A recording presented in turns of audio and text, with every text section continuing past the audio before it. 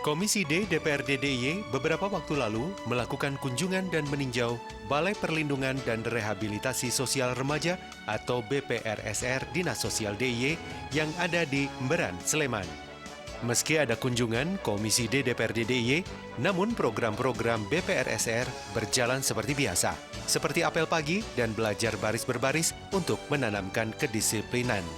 Rombongan Komisi D kemudian melanjutkan meninjau kegiatan-kegiatan lainnya dan juga melihat secara langsung kondisi asrama di Balai Perlindungan dan Rehabilitasi Sosial Remaja di Mberan, Sleman.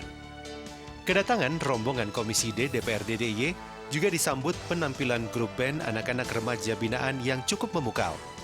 Sementara itu, Komisi D DPRD DIY disambut oleh Kepala Bidang Penanganan Fakir Miskin Dinas Sosial DIY Agus Setianto, mewakili Kepala Dinas dan disambut pula oleh Kepala Balai Barit Wibowo. Agus Setianto menjelaskan mengenai keberadaan Balai Perlindungan dan Rehabilitasi Remaja Dinas Sosial DIY. Saat ini, balai dihuni sebanyak 28 anak. Balai Perlindungan dan Rehabilitasi Sosial Remaja sebagai sebuah Balai Perlindungan dan Rehabilitasi Sosial Remaja atau BPRS yang menangani anak-anak remaja bermasalah hukum seperti aksi klitih dan anak-anak remaja bermasalah sosial akan berusaha maksimal memerankan perannya menyembuhkan generasi muda yang bermasalah. Sementara itu, Kuswanto, Ketua Umum Komisi D DPRD DIY menjelaskan maksud kunjungan ke Balai Perlindungan dan Rehabilitasi Sosial Remaja Dinsos DIY ini. Komisi D salut dengan penanganan BPRSR Dinsos DIY di mana anak-anak binaannya diajari berbagai macam keterampilan dan bisa dilihat hasil kerajinannya. Kami sampaikan untuk balai di rehabilitasi sosial remaja ini mempunyai tugas memberikan pelayanan kepada penyandang masalah kesejahteraan sosial dan masyarakat remaja terlantar. Salah satunya yang diberikan pembinaan ataupun rehabilitasi yang tadi sama-sama kita lihat, kita berikan pelayanan untuk berkesenian. Terus salah satunya yang bisa kita lihat tadi itu warga binaan ini yang bisa memberikan hiburan kepada kita dan memberikan ilmu kepada para remaja ini. Mereka di sini itu secara garis besarnya diberikan fasilitas kebutuhan pangan, sandang, dan pengasranaan di asrama. Lalu diberikan perlindungan dan asuhan, juga peralatan dan pelatihan yang tadi kita suguhkan kepada Bapak dan Ibu semua. Kami dari Komisi D pada siang sore hari ini berkunjung di Balai Perlindungan dan Rehabilitasi Sosial Remaja Kabupaten Sleman terkait memonitor kegiatan dari Dinas Sosial sejauh mana, karena tentu saja di BPRSR ini juga menggunakan APBD bagus. Dan tentu saja sudah menjadi kewajiban dari DPRD untuk monitoring kegiatan dari Dinas Sosial sejauh mana perkembangan pembinaannya dari anak-anak yang dibina di BPRSR ini. Kebetulan ini tadi sudah kita saksikan bersama dan mahir-mahir dalam seni musik dan juga di halaman depan diajari baris berbaris yang ngajari aja dari Polres. Nah, ini terkait dengan kedisiplinan. Ini terutama kedisiplinan merupakan awal dari keberhasilan. Saya yakin seyakin-yakinnya kalau memang disiplin itu ditanamkan secara betul, keberhasilan itu akan nanti dihadapkan. Ini selalu ditanamkan dan saya setuju sekali terpampang dilihat disaksikan oleh anak-anak asuh di sini. Sehingga ke depan tidak menjadi binaan dinas, tapi ke depannya justru melakukan membina anak-anak remaja yang pada serong dan serong. Ini harapan kami seperti itu. Dan jika di depan di pintu masuk tadi saya melihat konveksi itu hasil dari binaan. Nah, ini juga menunjukkan bahwa mereka itu sudah berhasil dibina di BRSR ini. Harapan kami ke depan juga dinas sosial ini tidak istilahnya monggo dikembangkan lagi masalah pembinaan kemasyarakatan. Tentu saja kami dari Komisi D sepanjang untuk kemajuan masyarakat dan sebagainya, kami akan selalu mendukung masalah pengajuan anggaran di APBD.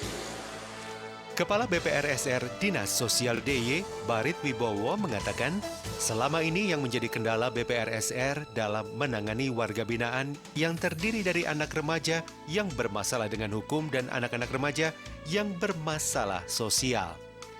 Barit juga menjelaskan mengenai dampak dari pandemi COVID-19 ini, diantaranya kliennya berkurang. Namun dalam beberapa bulan terakhir ini sudah mengalami peningkatan. Di asrama ini, para anak-anak dibina dengan berbagai macam keterampilan, baik itu menjahit, tukang kayu, bengkel, dan masih banyak lagi keterampilan yang diberikan. Diharapkan setelah selesai menjalani rehabilitasi, maka mereka bisa mandiri dan tidak kembali terjerumus ke permasalahan hukum maupun kenakalan remaja. Yang berada di sini adalah ABS dan ABH. Untuk ABS ini selama sebelum akhir-akhir ini, jadi dulu dari PPAY sampai PSBR ini di sini adalah untuk ABS, anak bermasalah sosial itu adalah anak-anak putus sekolah yang tidak mampu begitu. Kita tampung di sini, kemudian kita berikan pelatihan keterampilan selain bimbingan mental sosial. Tapi dengan perkembangan waktu, anak-anak yang putus sekolah karena tidak mampu sekarang menjadi sedikit, Pak, sedikit sekali yang tidak mampu melanjutkan sekolah. Kemudian untuk keterampilan juga sudah menjadi tanggung jawabnya dari sosial, tapi menjadi tanggung jawabnya di Snaker.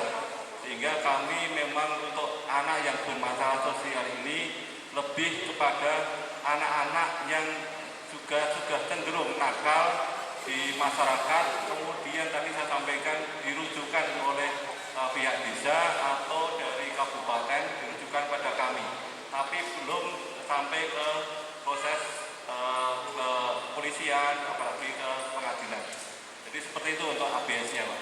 Tapi kalau yang ABH adalah yang sudah sampai ke proses penegak hukum dari kepolisian sampai ke pengadilan. Itu. Jadi bedanya seperti itu. Kalau dulu memang untuk anak-anak yang putus sekolah karena tidak mampu orang tuanya. Ya.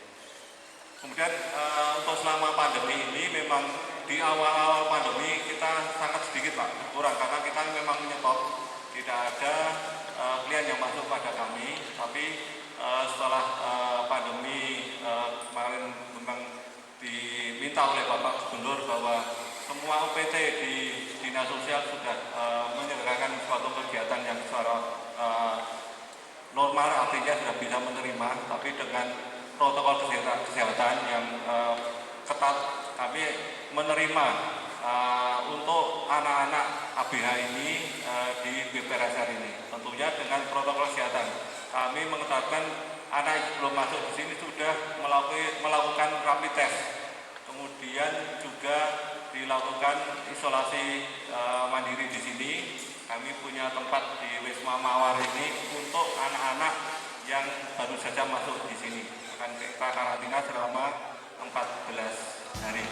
Kepala BPRSR Dinas Sosial DIY, Barit Wibowo mengatakan, selama ini yang menjadi kendala BPRSR dalam menangani warga binaan yang terdiri dari anak remaja yang bermasalah dengan hukum dan anak-anak remaja yang bermasalah sosial adalah fasilitas asrama, sarana, dan prasarana yang kurang memadai. Kondisi di dalam wisma ada kamar-kamar, sehingga mengalami kesulitan untuk pengawasannya. Barit mengusulkan seperti asrama atau semacam dom, sehingga anak-anak bisa menjadi satu tidak terpisah-pisah agar memudahkan pengawasan. Selain itu, menurut Barit, balai juga membutuhkan CCTV yang lebih banyak untuk membantu pengawasan. Ia juga berharap dengan kehadiran Komisi D DPRD DIY yang melihat langsung kondisi balai ini, maka akan ikut membantu perbaikan di balai ini. Ya, selama ini memang kendala, terutama karena fasilitas yang ada di sini asrama masih belum begitu memadai, karena selayaknya untuk anak-anak di sini itu jadikan jadi satu asrama, satu dom begitu. Tapi sekarang di sini modelnya adalah wisma, dan di dalam wisma itu ada kamar-kamar, sehingga pengawasan agak lebih sulit saat ini. Terus yang dibutuhkan apa sih? Dan kebetulan kami akan merehab untuk gedung-gedung yang ada di sini dengan model dom, sehingga pengawasan akan lebih mudah. Karena dengan seperti itu anak-anak menjadi lebih terkondusif. Mereka tidak menggunakan kesempatan untuk hal-hal yang kurang bagus. Apakah banyak di antara mereka yang lari dari sini atau Tidak banyak, ya, tapi ada dari tahun ke tahun ada itu. Kalau apabila ada lengan itu akan melarikan diri. Termasuk juga apabila ada permasalahan baik di keluarga tentunya maupun dia sendiri, itu akan menarik mereka untuk melakukan split atau melarikan diri dari sini. kalau anak binaan di sini ada berapa, Pak? Sekarang ada 28 orang. 28 orang. Ya. Berarti untuk pengawasan tersebut, untuk keberadaan CCTV di sini gimana? Sudah memadai atau belum? Yang di tempat ini belum ada CCTV, sehingga sangat kurang sekali. Kami butuhkan CCTV, karena kalau yang di bawah memang ada, meskipun kurang begitu bagus, sehingga belum bisa menjangkau semua. Nah, di sini ini tidak ada sama sekali CCTV, sehingga kami harus memaksimalkan tenaga yang ada di sini untuk mengawasi mereka. Selain CCTV apa? Pagar kami juga masih sangat kekurangan, jadi tidak pas untuk melindungi anak-anak berada di sini seperti itu. Kemudian juga akses dari asrama bawah ke sini itu selama ini harus nyebrang lewat jalan kabupaten, akan kita usulkan untuk berikan aksesibilitas agar berupa terowongan atau jembatan layang agar mereka lebih aman untuk menyeberang jalan dari bawah ke atas atau atas ke bawah. Gitu. Secara banyak dengan kedatangan dari Komisi D ini, Pak?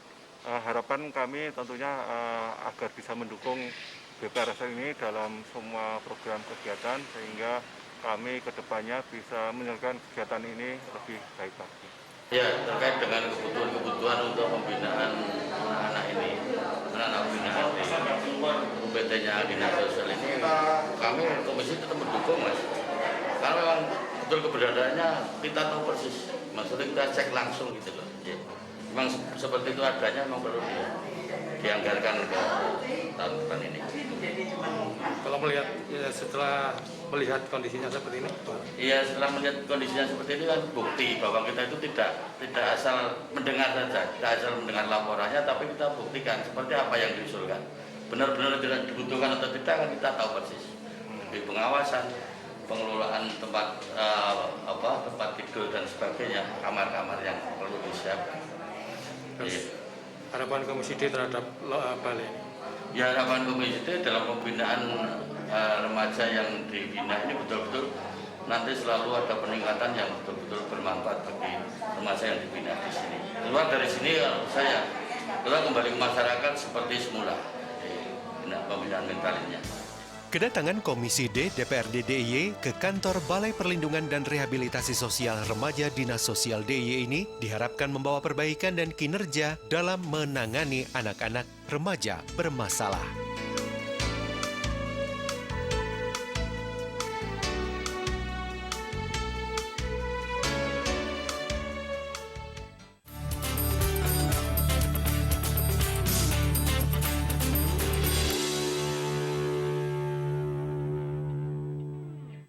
Sebelum terapi di enggal dangan, tinggi badan saya hanya 159 cm. Tapi sekarang menjadi 165 cm hanya dengan 3 minggu terapi. Dengan menggunakan teknologi dalam terapi akan meningkatkan pertumbuhan tulang dan menambah tinggi badan Anda. Pengobatan alternatif enggal dangan juga mengobati penyakit kanker, katarak, prostat, dan diabetes.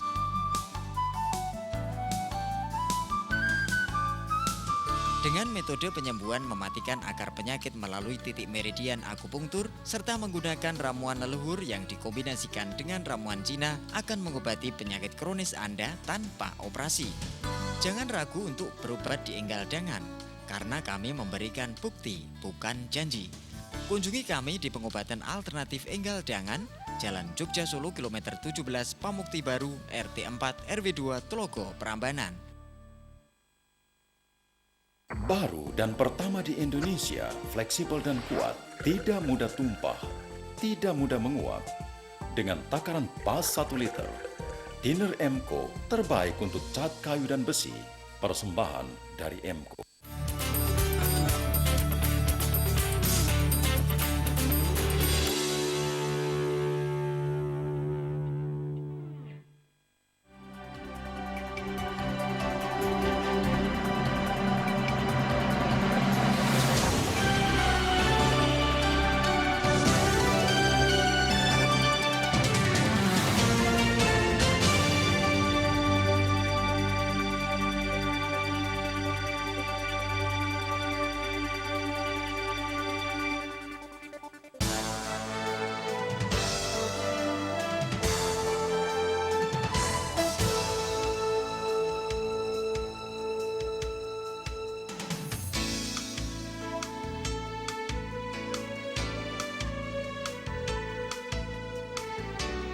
Dinas Pekerjaan Umum Perumahan dan Energi Sumber Daya Mineral atau PUPESDM DIY terus melakukan penataan tempat pengolahan sampah terpadu atau TPST Piungan, Bantul, Yogyakarta dan menargetkan pembuangan dan penimbunan sampah di tempat pembuangan sampah terpadu atau TPST Piungan, Bantul sampai tahun 2022.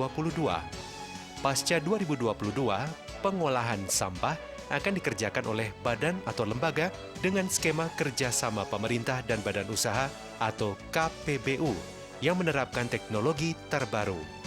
Sebagai persiapan, bersama dengan Kementerian Pekerjaan Umum dan Perumahan Rakyat atau PUPR, Pemda DIY sejak awal tahun ini mulai melakukan penataan ulang TPST serta menyiapkan lahan baru seluas 6 hektar untuk pengolahan oleh badan KPBU yang berada di utara lahan utama.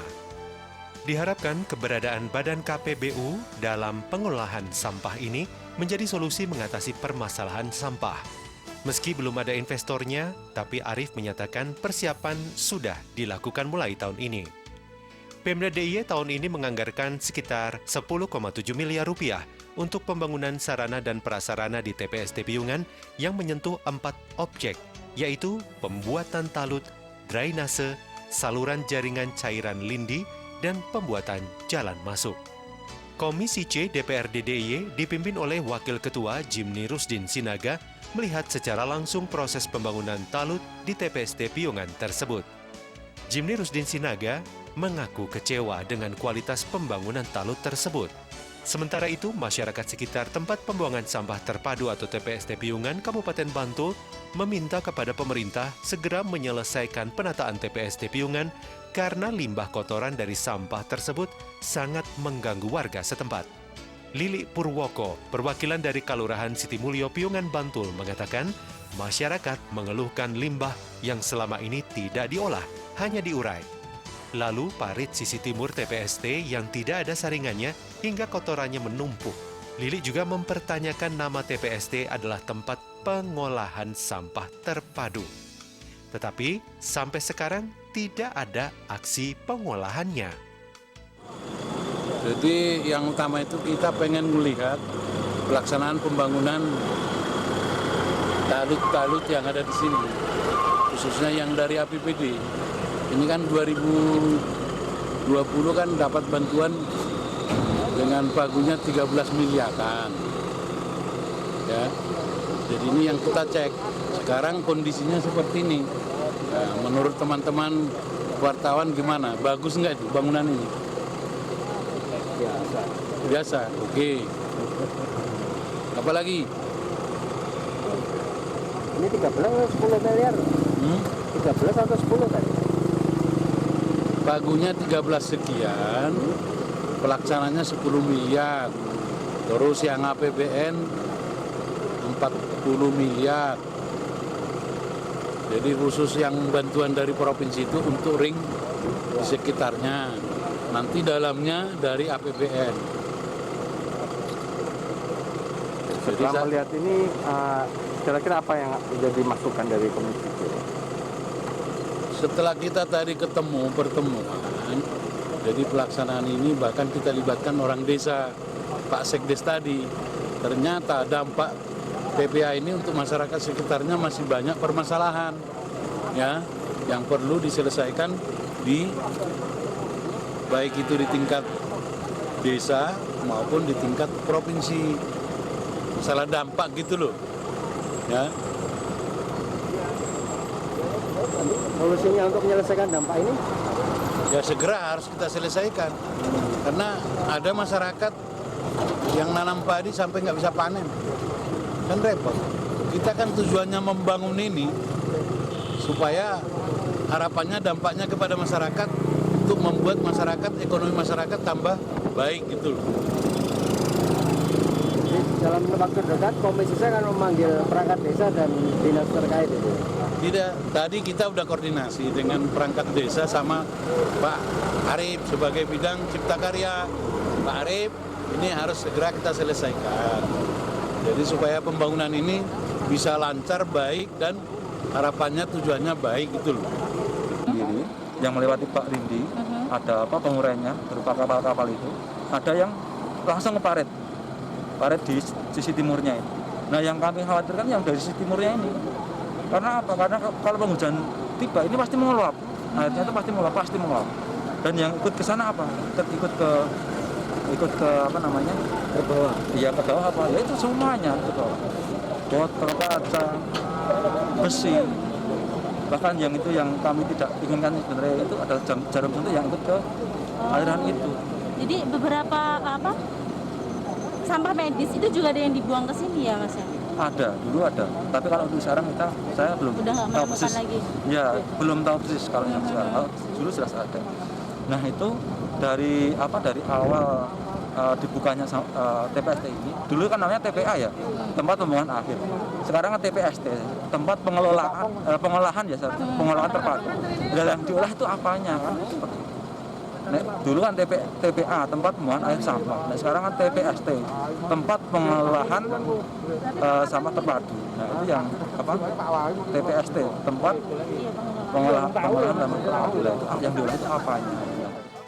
Usai mengunjungi TPST Piungan, rombongan komisi pada hari berikutnya melakukan sidak ke Jembatan Kenet, Selopamioro, Imogiri, Bantul, Yogyakarta, yang mengalami kerusakan, yakni talut jembatan ambrol.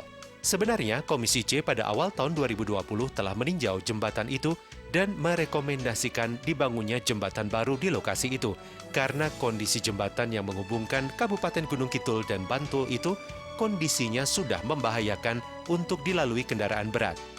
Namun karena adanya COVID-19, maka pembangunan menjadi tertunda. Oleh karena itu, pemerintah daerah DIY memutuskan untuk dibuatkan jembatan Bailey sebagai jembatan sementara. Namun pada awal musim penghujan, talut di bawah jembatan Bailey, jembatan sementara tersebut, ambrol, sehingga menjadi perhatian Komisi C DPRD DIY. Pada saat meninjau jembatan tersebut, Komisi C sempat terkejut karena adanya pembangunan jembatan, sementara jembatan Bailey tersebut karena rekomendasinya adalah pembangunan jembatan secara utuh tanpa menggunakan jembatan sementara. Berikut perbincangan Komisi C dengan Dinas PU ESDM DIY saat meninjau lokasi. Jadi gini, Pak Gaib sama Bu Camat, Pak Lurada. Jadi ini juga saya sangat kaget ini, jembatan sementara baru dengar ini. Jadi gini Pak Gaib, jadi saya, karena waktu kita kunjungan ke sini, kita waktu itu fokus membangun. Bukan nggak ada bahasa sementara. Ini sementara ini nemunya di mana ini? Jadi dengan kejadian ini saya sebagai pimpinan Komisi C sangat prihatin ya. Jadi kalau tadi saya dengar jembatan sementara, kalau saya kemarin itu sementaranya bagaimana dengan dana sebanyak itu ya. Jadi saya juga pengen ketemu sama pemborongnya. Kok sementara juga harusnya kan ada kekuatan. Kalau ini saya lihat kondisi ini sementara darurat. Ya. Jadi sementara itu bisa, tapi ya bangunannya wangun gitu loh. Enggak kesenggol sedikit kok seperti ini gitu loh. Apalagi di atas ratusan juta. Jadi kalau jembatan sementara itu sepertinya apa namanya tadi? Jembatan Bailey. Bailey ya. Gitu loh. Nah ini tidak. Jembatan Bailey sementara. Nah, tapi ngisornya kok gini kan Ini sejak awal, usahakan juga seperti itu. Ya oke lah itu Ya. terserah PU lah ya. Jadi kami sebagai legislasi ya, karena dalam hal ini saya waktu itu pelaksananya katanya dari Badan Bencana BPBD ya, jadi tidak ada bahasa sementara. Setelah kejadian kok kami baru dengar. Jadi mohon maaf Pak Camat, Bu Camat sama Pak Lurah tadi saya suruh harus hadir juga ya. Nah ini milik Bapak Ibu ini ya, kejadiannya seperti ini. Walaupun tadi Pak Kabid Bina Marga menyampaikan 2021 pasti oke ya. Nanti coba mana Mas Bri itu, dicek dulu nanti benar nggak Bri, nanti dicek dulu ya anggaran khusus ini pasti nggak yang 2021 ya. Jadi ini kejadian seperti ini kita nggak enak ya, apalagi 2020 ini banyak proyek pelaksanaan dari Pemda DIY, CKPU banyak yang bermasalah kayak TPA itu loh Mas. Itu ya, jadi saya minta tolong Pak Lurah, Pak Camat. Jadi sebelum pelaksanaan besok Pak, saya minta tolong ini masyarakat dilibatkan, tokoh masyarakat, Bu Camat.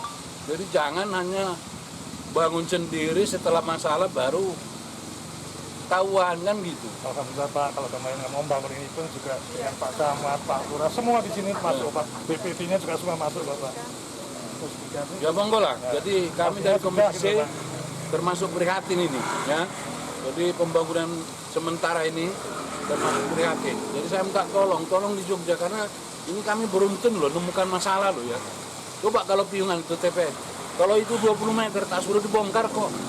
Masa kalau seperti itu puluhan miliar kok cuman onggok ke ini terlalu gitu loh. Ya sama teman lain saya. Ngono tapi aja ngono. Tapi bukan saya tuh Pak.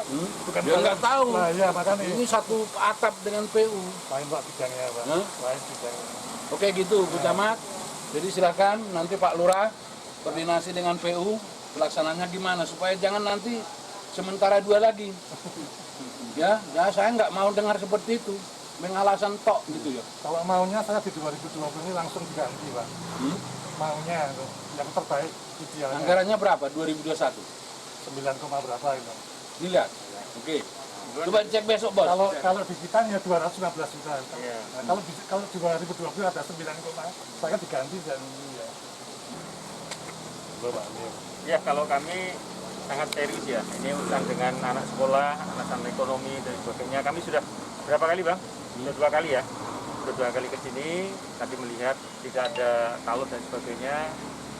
Kami merasa prihatin dengan kondisi yang belum selesai. Dan mudah-mudahan tahun 2021 ini menjadi jembatan permanen. Kita akan dorong, kita akan mengawasi jalannya pembangunan yang memang vital bagi masyarakat tinggi dari Gunung Kidul, dari Bantul dan sebagainya. Terima kasih Pak Kaid, Bu Camat, yang apresiasi beliau dari Bantul kita telepon ke sini mendadak Pak Lurah gitu. Matur nuwun, mudah-mudahan ini cepat selesai. Ya. Pada hari berikutnya, Komisi C DPRD DIY juga meninjau proses pembangunan jalan akses masuk reservoir di Guwo, Pajangan Bantul, Yogyakarta. Pembangunan jalur pipa untuk air minum guna memenuhi kebutuhan air minum untuk Bantul dan Sleman ini juga mendapatkan perhatian Komisi C DPRD DIY. Komisi C DPRD DIY juga menanyakan bahan baku yang digunakan untuk talut tersebut. Dipertanyakan mengenai penggunaan batu putih dan tidak menggunakan batu kali. Wakil Ketua Komisi C, Jimny Rusdin Sinaga berharap pembangunan yang dilakukan oleh mitra Komisi C sesuai spek yang ditetapkan dan jangan ada penyimpangan. Jadi tadi kunjungan Komisi C itu untuk meninjau yaitu dalam rangka pelaksanaan pembangunan jalan akses reservoir Guwo untuk anggaran APBD 2020. Terus hasil tinjauannya gimana Pak? Jadi setelah kita tinjau, karena jadinya itu nanti kan akhir tahun, tanggal 20. Jadi kalau kita persentase tadi ya udah hampir 70%. Jadi sangat bagus, bahkan kita ingatkan tadi untuk kontraktornya maupun dari dinas supaya betul-betul diselesaikan sesuai dengan rencana semula. Untuk spek-spek lainnya bangunan sendiri gimana, Pak? Kalau saya lihat dari spek-speknya itu udah bagus, cuman bahannya ya harusnya itu dari batu kali, tapi itu kan batu kapur. Nah, tadi saya tanya itu memang dalam perencanaan batu kapur atau apa? Katanya dari batu kapur. Komisi C DPRD DIY akan menjalankan fungsi pengawasan dengan terus memantau pelaksanaan pembangunan yang dilakukan oleh mitra berjalan baik.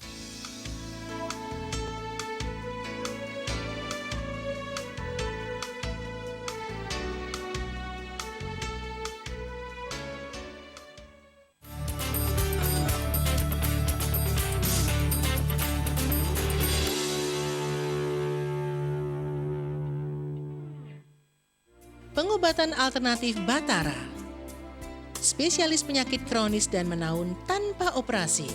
Sistem penyembuhan menggunakan terapi akupuntur dan terapi infrared untuk mematikan akar penyakit dipadu dengan ramuan Tiongkok dan ekstrak ramuan herbal.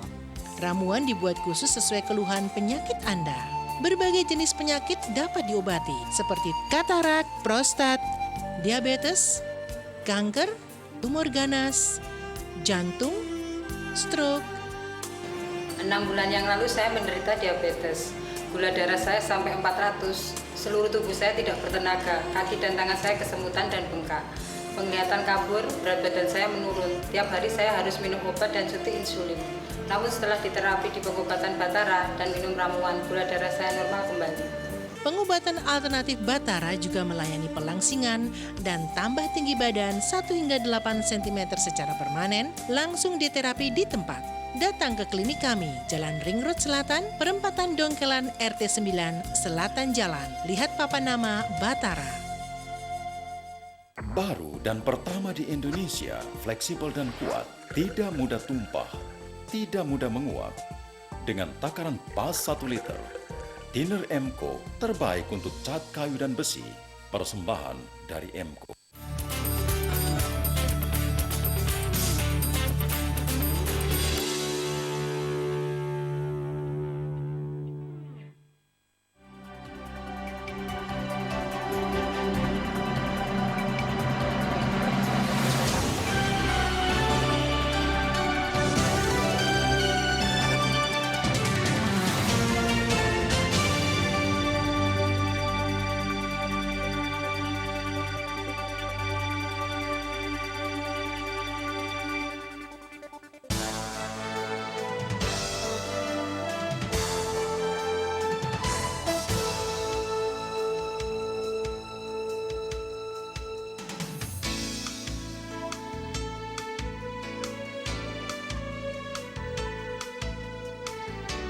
Komisi B DPRD DIY berharap sektor pertanian tetap bisa produktif di masa pandemi COVID-19 ini, termasuk jika masa tanggap darurat bencana berakhir nanti. Hal ini terungkap dalam kunjungan Komisi B DPRD DIY ke kawasan pertanian bawang merah di Desa Nawungan, Selopamioro, Imogiri, Bantul, Yogyakarta. Komisi B DPRD DIY pun sempat mengunjungi dan berdialog dengan kelompok Tani Lestari Mulyo, Dusun Nawungan. Sebagaimana diketahui, Nawungan, Selopamioro sekarang jadi pusat budidaya bawang merah ramah lingkungan. Lahan seluas 110 hektar lebih kini menjadi pusat budidaya bawang merah. Dalam acara tersebut juga dihadiri Camat Imogiri, Sri Kayatun, Kepala Dinas Pertanian Pangan, Kelautan dan Perikanan atau DPPKP Bantul, Yus Warseno, juga Kepala BPP Kecamatan Imogiri, Lukito. Camat Imogiri Bantul, Sri Kayatun mengatakan bahwa kawasan pertanian di Nawungan ini sebelumnya tandus dan sering ditanami tembakau pada saat musim tertentu. Namun, berkat kegigihan petani, maka kini beralih ke budidaya bawang merah yang ramah lingkungan dan berhasil. Ketua Kelompok Tani Lestari Mulyo Dusun Nawungan 1, Desa Selopamioro, Kecamatan Imogiri, Bantul, Juwari, mengatakan jika di wilayahnya mulai budidaya bawang merah sejak tahun 1992. Namun waktu itu persoalan air jadi hambatan mengembangkan komoditas bawang merah. Namun untuk sekarang ini sudah mendapatkan solusi dengan adanya sumur bor. Juwari mengungkapkan musim tanam atau MT pertama padi tada hujan. Kemudian musim tanam 2 di bulan Mei masuk tanam bawang merah. Kelebihan kelompok tani Lestari Mulyo diantaranya pola tanam kompak. Keunggulan lainnya selalu memanfaatkan pupuk kandang dengan kebutuhan per 1000 meter mencapai 3 hingga 4 ton. Bahkan untuk memenuhi tingginya kebutuhan pupuk kandang, petani mendatangkan dari Purworejo hingga lereng Merapi.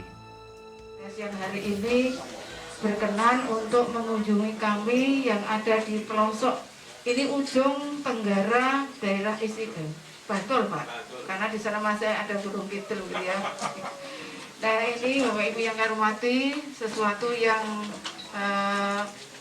tentu saja inovasi yang luar biasa ketika dulu di naungan ini hanya berbatuan, tidak begitu produktif, tapi kemudian diinisiasi oleh secara sinergis dari berbagai lembaga, kemudian juga dari berbagai strata, dari pemerintah pusat, daerah istimewa Yogyakarta, sampai dengan juga kita gayung bersambut. Jadi non sewu nanti mungkin Pak Kepala Dinas juga bisa menyampaikan bagaimana masyarakat ini berswadaya dan bagaimana masyarakat ini ingin maju. Nah, mudah-mudahan sebelum masuk ke sana, perkenankan kami nanti mohon maaf apabila dalam rangka menanggapi banyak hal yang kurang berkenan. Inilah keterbatasan kami.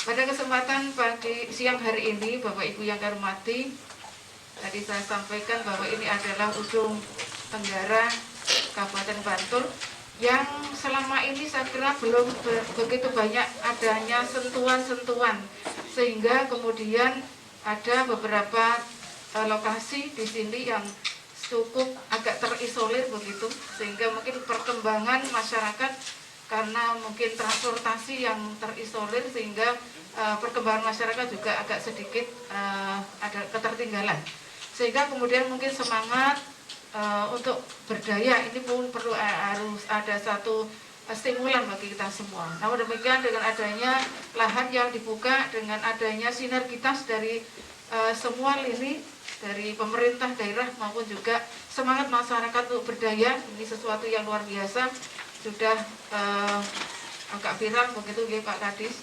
Pertama, kondisi naungan seperti ini, dulunya kata Bapak Dewan ini dulu tembakau, memang tembakau, ya masih sekarang tinggal 1% tembakonya, tinggal 1%, karena disulap menjadi bawang merah sejak tahun 90-an ke sini. Sebetulnya daerah di sini lebih dulu dari Kretek dan Samas, tapi petaninya cuma sekitar 10 orang, belum banyak yang meniru karena kendalanya adalah air dan air.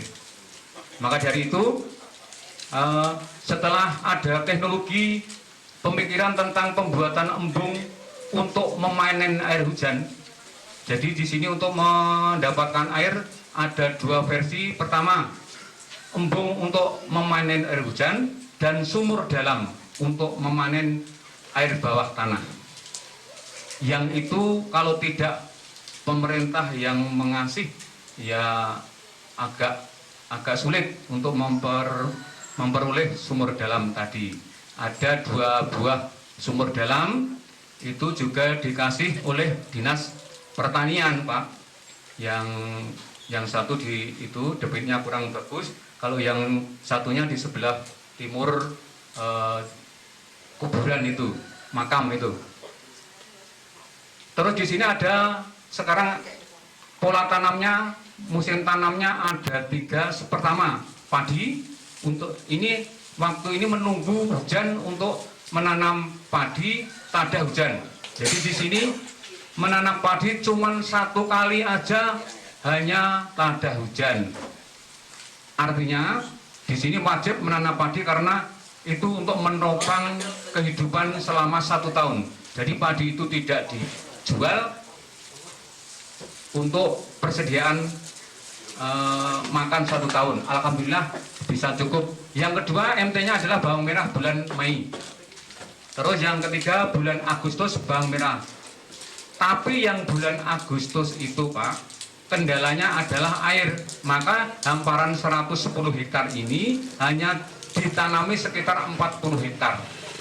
Yang bulan Mei semuanya ditanami bawang merah. Jadi kalau Bapak tindak atau rawuh di sini bulannya Mei Juni itu hampanannya bawang merah semua dan glowing semua. Ketua Komisi B DPRD DIY Danang Wahyu Broto mengatakan sekarang ini di DPRD DIY tengah membahas anggaran tahun 2021 dan tetap mendorong petani produktif. Karena anggaran provinsi sebenarnya distribusinya ke kabupaten. Dan secara prinsip, provinsi siap untuk mensupport untuk kegiatan pertanian di Nawungan Selopa Mioro. Danang optimis usulan petani Nawungan bisa diakomodir dengan anggaran yang ada. Secara gamblang, Ketua Komisi B DPRD DIY Danang Wahyu Broto akan mensupport penuh para petani di Nawungan ini. Kalau tadi mendengar Bu Camat, Pak Kepala Dinas dari kelompok prestasinya luar biasa. Jadi saya roto izin, neng mergo telat itu.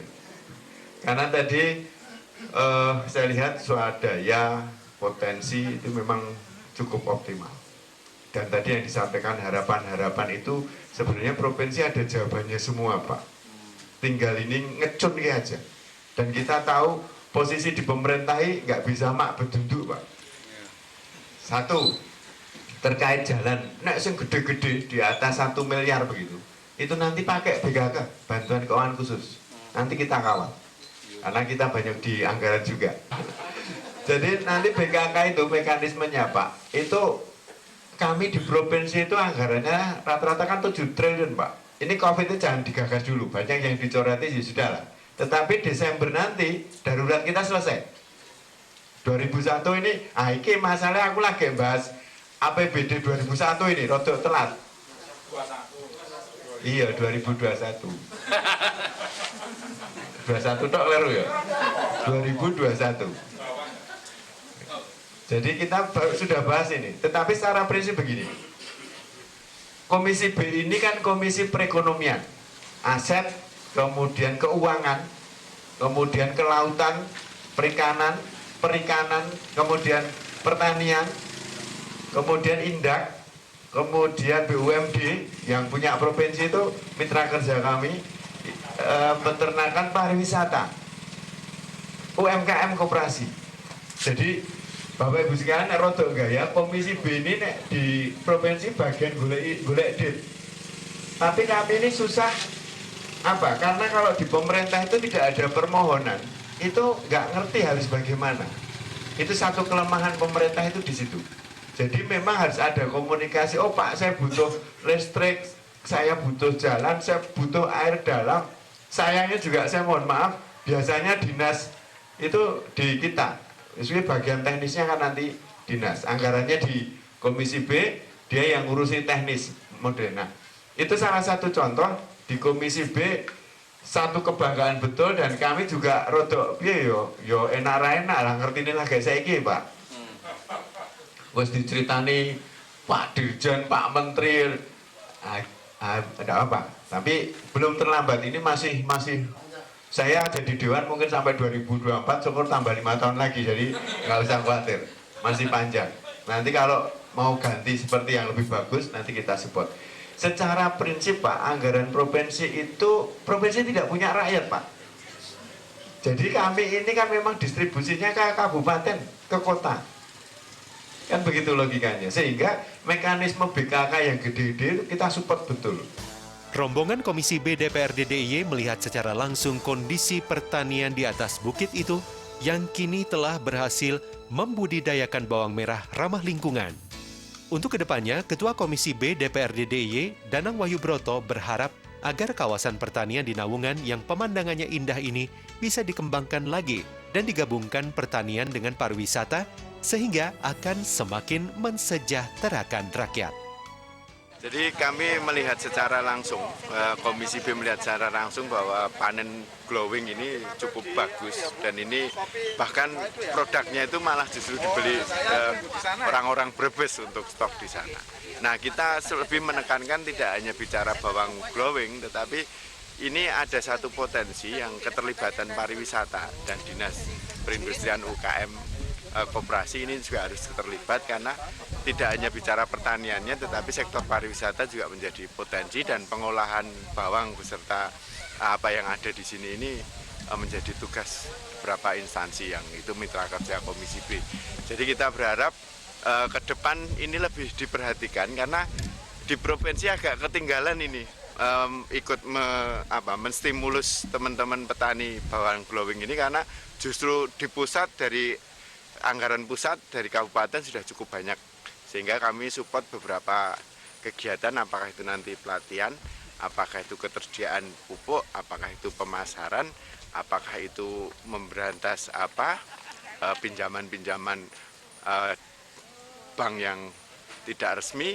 Ini akan kita support dari Komisi B, saya kira itu.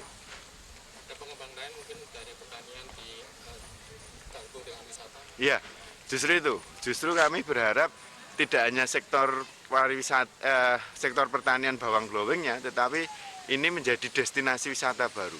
Kalau sekarang karena musim kemarau kita tidak bisa melihat, tapi bayangin kalau ini musim hujan, ini hijau royo-royo. Ini menjadi, dan tadi dilihat sana itu pemandangannya cukup bagus. Kami akan support untuk program kegiatan dari Dinas Pariwisata, juga pelatihan pengolahan dari Dinas Perindak DIY. Selain dari Komisi B DPRD DIY, para petani di naungan ini juga mendapatkan perhatian dari pemerintah pusat, sehingga diharapkan ke depan akan lebih maju lagi.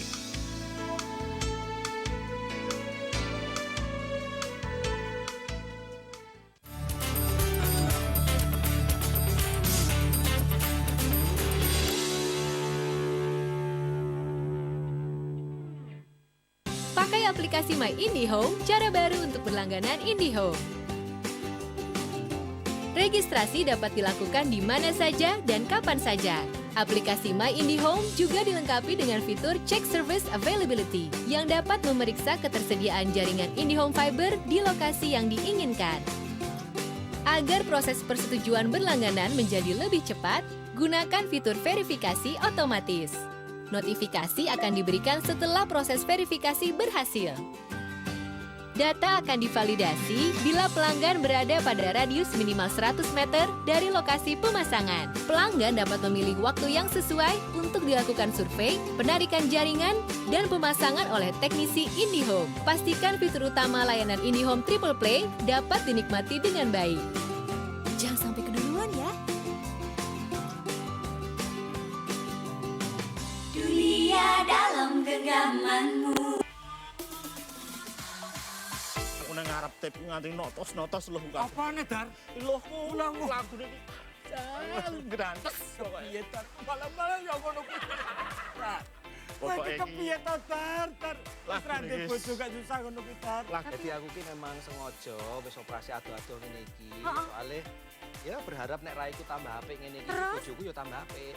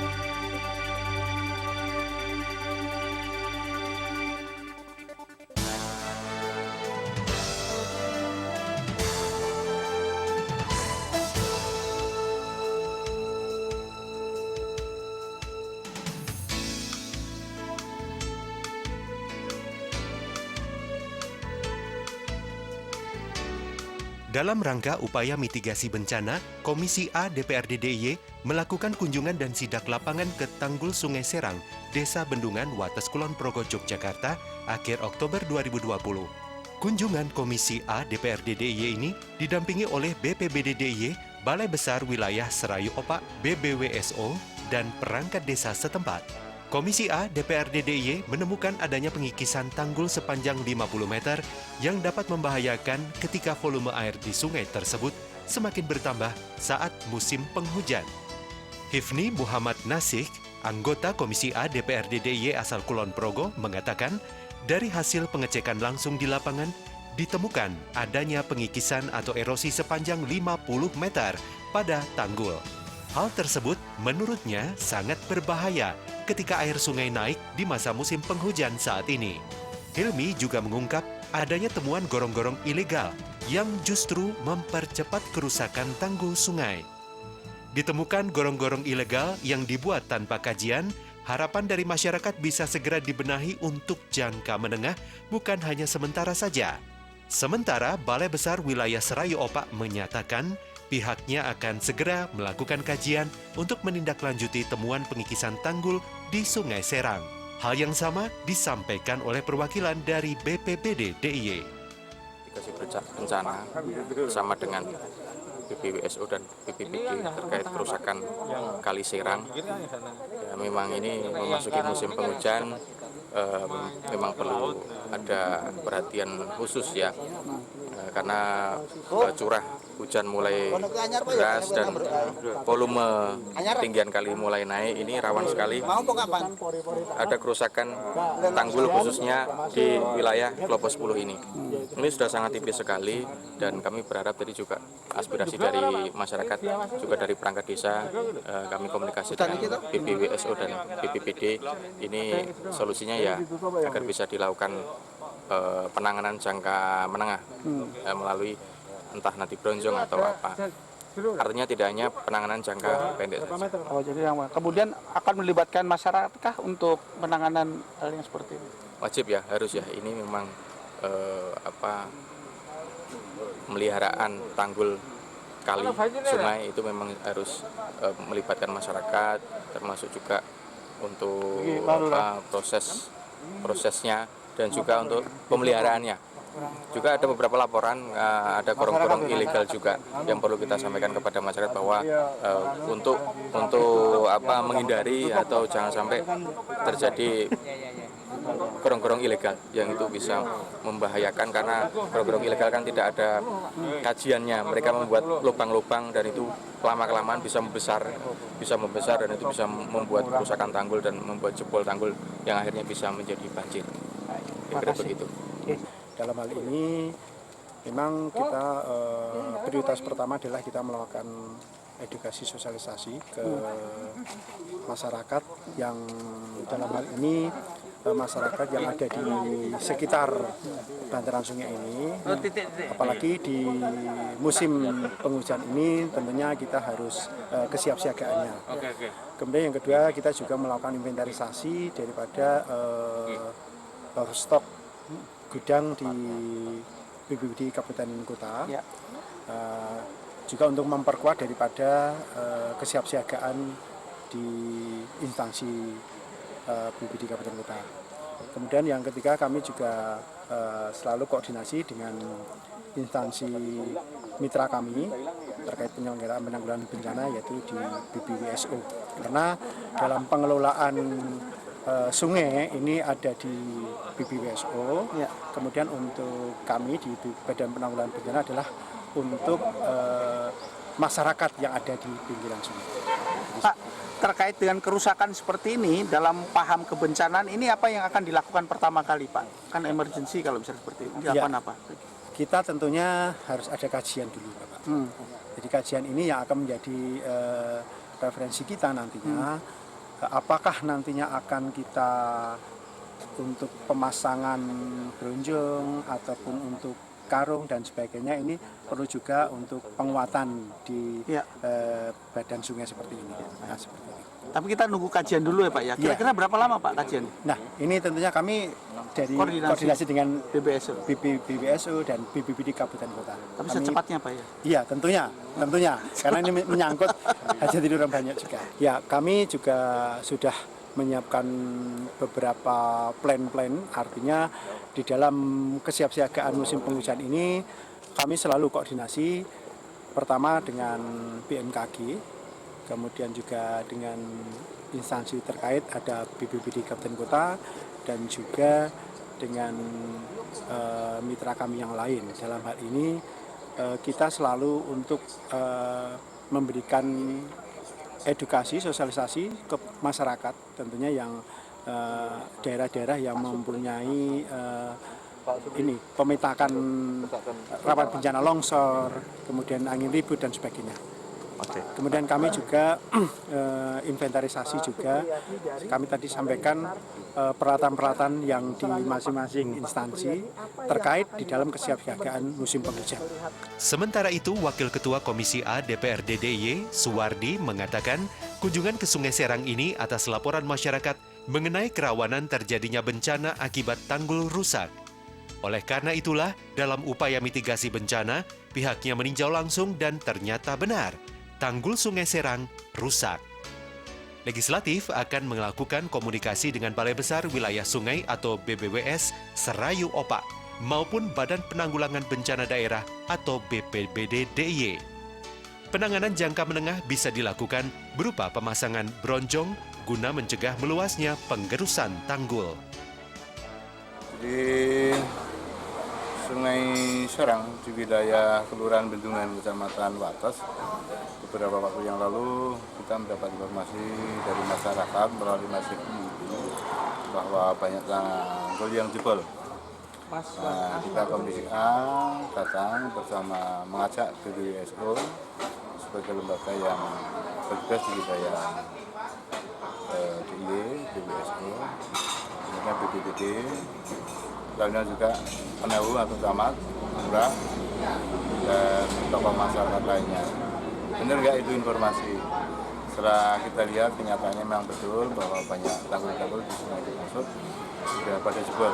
Memakan tanah pekarangan sekitar 5-7 meter ini sudah tergerus akibat banjir itu. Di belakang sungai ini ternyata kan banyak pasum ya. 1 rumah penduduk, 2 makam, 3 kelurahan Bendungan, 4 juga kecamatan Wates sendiri. Sehingga perlu pemerintah pusat pemerintah daerah memberikan perhatian yang penuh dalam upaya pembangunan tanggul dimaksud agar kemudian kerusakan ini tidak melebar. Kalau semakin banyak yang jebol gitu kan dampaknya juga akan sangat luas. Sehingga perlu mendapatkan perhatian dari pemerintah pusat, pemerintah daerah.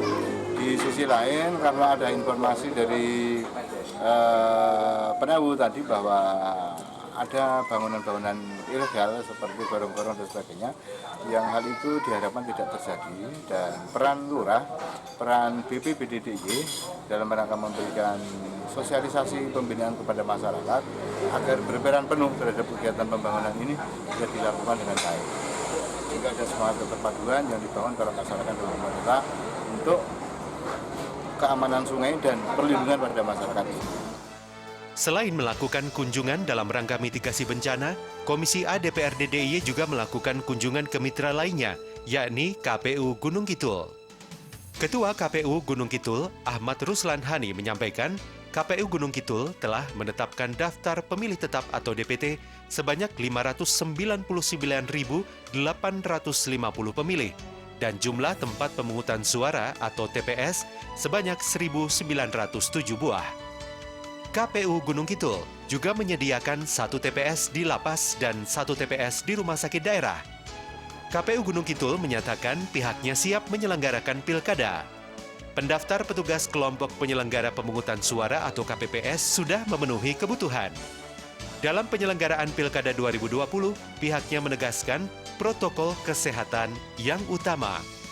Pihaknya telah menyiapkan seluruh tahapan Pilkada 2020 sesuai protokol kesehatan, termasuk rapid test bagi sekitar 17.100 petugas yang bertugas di TPS pada tanggal 9 Desember 2020 mendatang. Sampaikan dulu sekalian, TPS kami semula awal TPS-nya sejumlah 1898. Nah, kemudian terbit SE KPRI dan juga diikuti dengan perubahan PKPU Pemutahiran untuk fasilitasi pemilih di LP. Untuk pemilih yang berwarga Gunung Kidul ini harus difasilitasi dan sudah kami tidak lanjuti menambahkan 1 TPS di LP, lembaga persyaratan. Nah, kemudian satu lagi kami menambahkan TPS di lingkungan RSUD Wonosari. Ini dalam rangka nanti untuk fasilitasi pemilih yang sedang rawat inap sekaligus juga keluarga yang menunggu. Nah, masing-masing TPS nanti akan ada baju hazmat yang entah 1 atau 2. Kami sudah merencanakan 1 sesuai dengan sementara SK, tapi kemudian ada penambahan nanti, sehingga nanti ketika ada pemilih yang ada di isolasi, yang sedang isolasi, ya, kami akan fasilitasi dengan petugas KPS yang berfasilitasi dengan APD lengkap, yaitu hazmat. Nah, kemudian 1 lagi di TPS nanti akan ada masing-masing TPS bilik khusus yang diperuntukkan untuk pemilih yang ketika diukur suhunya lebih dari 37,3 derajat Celcius. Nanti akan difasilitasi di bilik khusus oleh petugas KPS dengan disiplin protokol yang ketat. Meskipun 37,3 lebih belum tentu positif COVID juga, tapi sebagai bentuk upaya pencegahan dan pengendalian COVID-19. Sementara itu, Wakil Ketua Komisi A DPRD DIY, Suwardi, mengatakan maksud kunjungan Komisi A DPRD DIY ke KPU Gunung Kidul ini untuk melihat secara langsung kesiapan KPU dalam menyelenggarakan pilkada di masa pandemi. Ternyata semua telah disiapkan oleh KPU Gunung Kidul dan pihaknya berharap pilkada berlangsung lancar. Ya, jadi Komisi A ingin mendapatkan penjelasan secara langsung terhadap pelaksanaan serangkaian tahapan di dalam rangka pilkada di Gunung Kidul ini. Kami memang perlu mendorong kepada KPU di sini agar tahapan suatu misal gitu di dalam rangka KPU menyiapkan aparat atau petugas di KPPS itu yang jumlah TPS-nya ada 1.900 dengan petugas per TPS kan 7 orang ya, ditambah 2 linmas sehingga menjadi 9 orang. 17.100 orang ini agar kondisinya betul-betul nanti siap untuk melaksanakan pemilu pada 9 Desember yang akan datang. Ini yang stres yang satu. Stres yang dua adalah agar diadakan koordinasi dengan lancar, sosialisasi dengan baik kepada masyarakat, karena masyarakat kita ini sekarang di era COVID ya. Barangkali ada masyarakat kita yang dirawat di rumah sakit, ada masyarakat yang melakukan karantina mandiri yang semuanya perlu mendapatkan pelayanan di dalam rangka menggunakan hak pilihnya. Yang ketiga adalah tentang DPT yang jumlahnya 599.850 ini agar tidak ada warga yang tercecer sampai dengan yang dihitung bahwa tanggal 9 Desember itu sudah 17 tahun agar dapat mendapatkan pelayanan dan bisa menggunakan hak suaranya. Saya kira itu utamanya. Komisi A DPRD DIY akan terus memantau perkembangan pelaksanaan pilkada di 3 kabupaten di DIY, yakni Kabupaten Gunung Kidul, Sleman, dan Bantul. Diharapkan pelaksanaan pilkada berlangsung lancar.